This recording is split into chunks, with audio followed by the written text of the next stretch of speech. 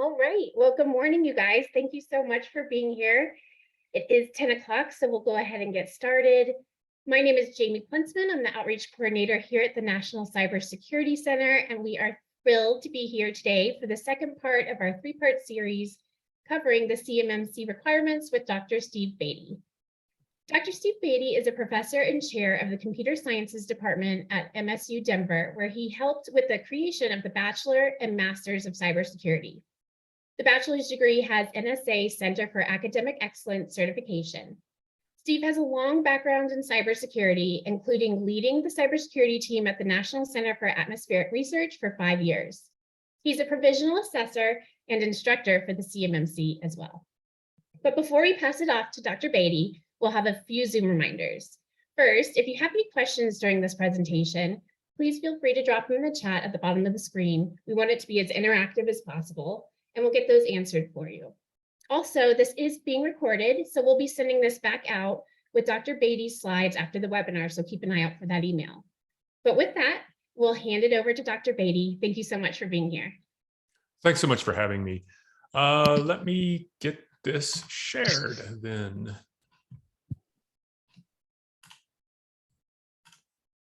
Cool. I think that should do it. All right, so today's 20 minutes will be a brief overview of the levels of the CMMC, the practices that, and I'll go through some of them at a very high level, and then how assessments are going to be done and how you can look at doing those assessments.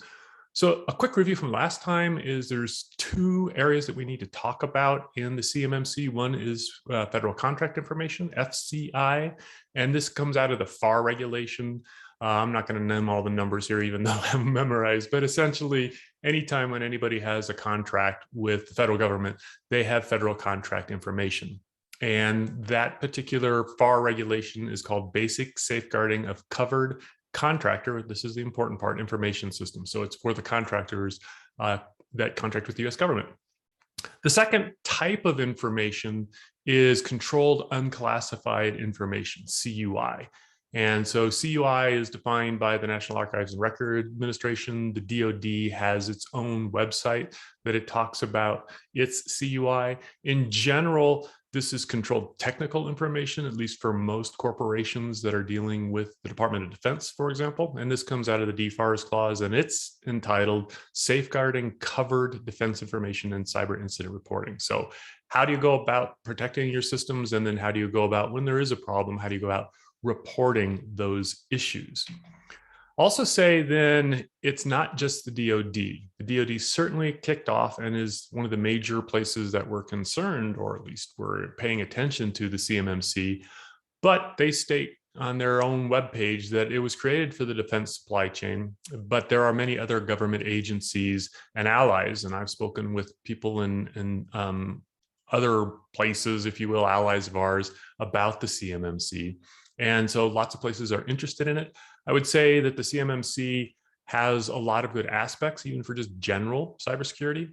And so if you're doing government contracting and contracting in the commercial realm, the CMMC is probably a good way to go regardless, and it will help your cybersecurity stance in both places.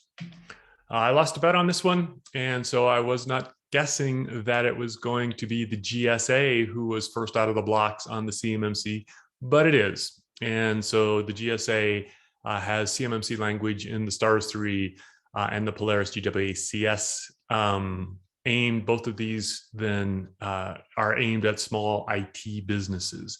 And so if you're interested in going out and reading about that, here's the link. There's a bunch of links in this, and I'm, I've already sent out this presentation so that when you get it, you can go ahead and do your own exploration around what's going on. So don't feel like you need to take pictures of all these slides, those sorts of things.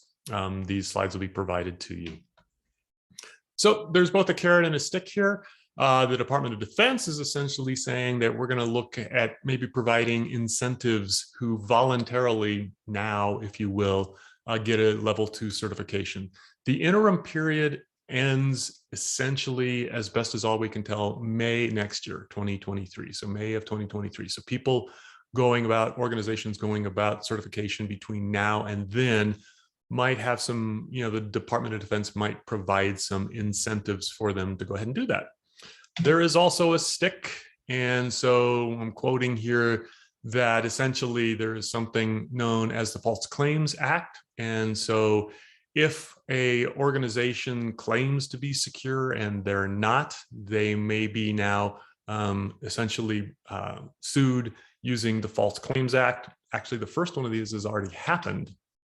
And so Cisco was the first who was sued under the False Claims Act for making erroneous claims about cybersecurity. And so Cisco paid out $8.6 million in the case. And so it's also the case that the False Claims Act has an interesting aspect to it in that whistleblowers can receive money from the False Claims Act. So indeed, the person who essentially reported Cisco's false claims on cybersecurity got $1 million out of this particular suit, which is an interesting, I guess, turn of events, if you will.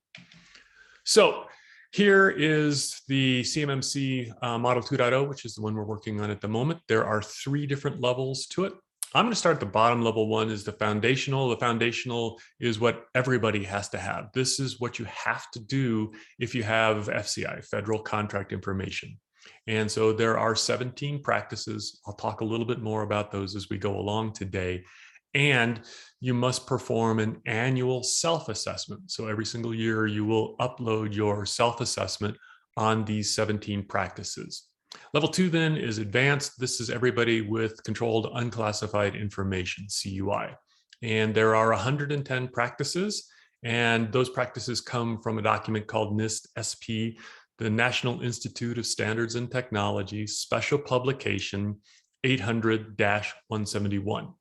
And so in general, then you will be, these organizations, if you go for level 2, you will be assessed every 3 years by an external organization.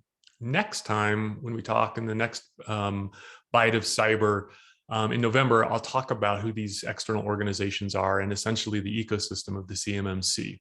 But for now, you will be assessed by this certified third-party assessor organization. We're expecting the vast majority of folks at level 2 to have that external assessment. There will be a select few, and nobody knows the percentages yet, that will be able to do their own annual self-assessment. Level 3 then is expert, and there's only going to be dozens of these where there will be tens of thousands of the others. And so these are going to be essentially the largest government DoD contractors who have to go to a level 3. So they will then be assessed by a group known as the DIBCAC, the Defense Industrial Base Cybersecurity Assessment Center. And so again, there's only going to be, let's say, 30, 40, 50 of these total. And it's also the case that this doesn't even get us into the secret and top secret realm, but it does then cover many of the very largest defense contractors. So level 1 then, essentially you have to have basic cyber hygiene practices, and that, for example, employees change passwords from time to time. FCI is defined as data that are not supposed to be released to the general public.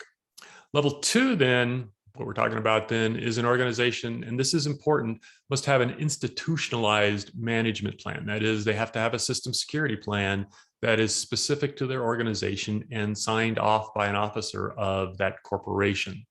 And so all the practices then come out of the NIST 800-171, and this is important. Revision 2, there's a new revision out. These things change on an ongoing basis. The CMMC has changed. We call it 2.0 now. The 171 has changed also, and there's a new revision out there. So we all have to, on an ongoing basis, keep up with the changes that are going on in the field. So level 1, 17 practices doesn't sound all that bad. But the issue is that inside of those 17 practices, there are a number of different, what we call, and I'll show you one, assessment objectives. So 17 sounds good, 60 sounds a little less good because you need to address each and every one of those assessment objectives. Level 2 for CUI, then we have 110 practices, but there are actually 320 assessment objectives, again, that we have to justify that we are doing all of those 320 by some approach. And there are spreadsheets out there. There's even a spreadsheet on the NIST page that you can download that has either 60 or the 320 assessment objectives. So there you go. I generally recommend that you don't spend time reading 800-171. It's a fine read if you have insomnia. I generally recommend that we read the assessment guide, which is, here you go, 800-171A. And so the A here in this particular case stands for assessment. So this is the one that tells you how you will be assessed. For each of the 320 assessment objectives, the person doing the assessment can do one or more of examine. That is, you have rules in place and we can look at the rules. You have log files, we can look at the log files. And so we can examine things, we can interview people. And so if you have an IT staff, the IT staff can be interviewed, for example, and or test. So let's say you have in your system security plan that there's multi-factor authentication everywhere. We can test for that. We can test to see that a person is locked out after 3 tries, for example, of a bad password. So we can test those sorts of things too. So those are the 3 approaches to doing the assessment of either the 60, if you will, when you're doing a self-assessment, or the 320 assessment objectives when somebody's coming in from the outside. So again, no need to take a picture of this. We'll provide these to you, but here then are the assessment guides for level 1, level 2, and then how the assessments will take place, the flow, if you will, when you have a third-party assessor come in. There's something out there called the CMMC assessment process, and it's been published. It has not, last I looked, been finally accepted, but this is in general the approach that people are going to take. Actually, I think there might have been a vote on this, or they've blessed the version 1 here of the CAP, as we call it internally. So here are the assessment domains. Again, I'm not going to read them to you. You can look through them yourself. This is the domains that come out of NIST 800-171. And so level 1 doesn't have all of these. Level 2 does have assessment objectives in all of these different domains. Here is an example objective from CMMC level 1. And so the requirement is limit system access to authorized users, processes acting on those people, and devices. So here then are the A through F assessment objectives. And that's what you need to essentially justify that you are doing all of these things. So for example, authorized users are identified, right? Username, password, these sorts of things. And then down below, you see these examine, interview, and test. And so those are how the assessors, be they you or somebody coming in from the outside, is going to assess each and every one of those. And so while, again, it's 17 or 110, it ends up being a much larger number because each one of the requirements, each one of the practices has multiple assessment objectives. So I'm going to talk very briefly about the level 1 practices. Just a very high level overview to give you a flavor of this. All of the level 1 practices are included in level 2. And so that's a little bit of the reason I want to just briefly talk about them. I'm not going to go through them. There are, again, 17 of them. The one we just looked at then is limit information system access to authorized users, to people who have proven who they are. So access control, of course, is a very important one. So we have here not only people, but systems acting on their behalf. We have to limit external connections and to make sure that, when somebody tries to come in, they hit a firewall, these sorts of things. So we want to make sure that we're limiting the access to those systems where the federal contract information is stored. You have to control public information. And so websites, your tweets, these sorts of things on behalf of your corporation cannot expose any FCI. And so that's an important aspect here. There's something called identification and authentication. right? Again, we need to identify information system users overall, who's using the information systems. Now, we're not going to talk a lot about what we call scoping here. And so you don't have to, have the CMMC in place necessarily for all of your computer systems, just those computer systems that have either FCI or CUI on them. So you certainly can have in a large organization, right, a commercial aspect and then a federal contracting aspect. It's only those that are involved in either FCI or CUI that needs to have all of these practices in place. And so, identifying people and then authenticating them is before they are able to access the systems that have FCI or CUI on them is an important part of this. Media protection, if you have media, thumb drives, disk drives, those sorts of things that have FCI on them, you need to make sure you destroy them. And so you need to make sure that the FCI does not leave your control. Physical protection along those same sort of lines, you need to limit physical access to those systems that are storing FCI. This becomes an interesting issue, if you will. You have to escort visitors. And so if you're working from home, then we have to have some sort of justification, of course, that you're not going to escort all of your visitors. You're supposed to have a logbook of every time they visit you. They're supposed to wear badges, all of these other sorts of things. So we need to make sure that we have justifications around the physical protection of those machines that have FCI on them. There are several ways of doing that. In general, machines that have FCI, and especially if they have CUI, need to be behind one locked barrier, and anybody who has access needs to be in general badged, and any visitors then need to be logged and, as it says here, escorted. Then there's system and communication protection. Then we need to have boundaries, right? We need to have firewalls. We need to have network segmentation. Those machines, if you're doing work from home, they should not be sharing the network that you have. So for example, your IoT devices, your TVs, all these other sorts of things should not be on the same network as the machine storing FCI is on. And again, publicly accessible systems can't have FCI, et cetera, on them. Finally, well, maybe not finally, but system and information integrity. This is, you are aware that you need to upgrade your machines. You need to have antivirus. That antivirus, anti-malware software must be updated on an ongoing basis. And indeed, that you do scan your machines, your file systems, all of those other sorts of things, again, on an ongoing basis. So, we typically do this anyways, but it is required that it become documented and that you assess it at least on a yearly basis for its efficacy. All right, that was some pretty quick talking, and I apologize for that. I can go for hours on this stuff. Next time, then I want to talk about the different approaches we can take to dealing with the CMMC levels 1 and 2. We can take on-premise, we can take putting everything in a cloud, we can do a hybrid approach to it. There are a number of different approaches that we can take.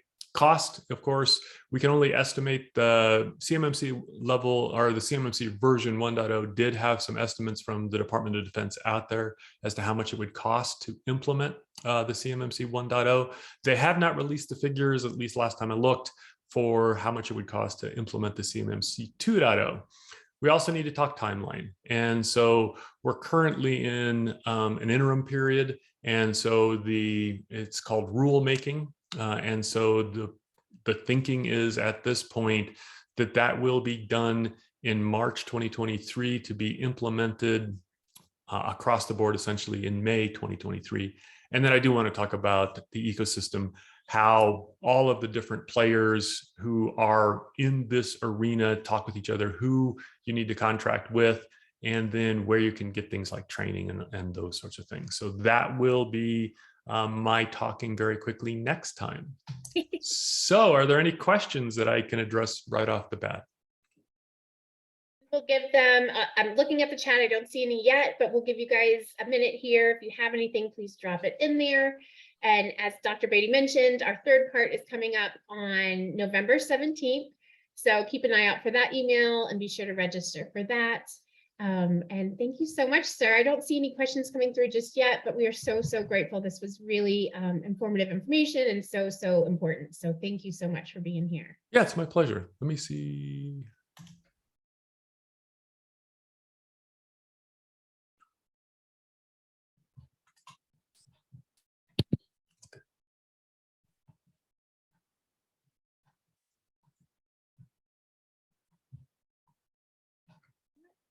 Any questions? I think then with that, we will just let everyone get back to their day, and I will be sending out the recording as well as Dr. Beatty's slides. So thank you guys so much for being here, and thank you, sir, for everything, all your expertise and time. It's my pleasure. Have a great day.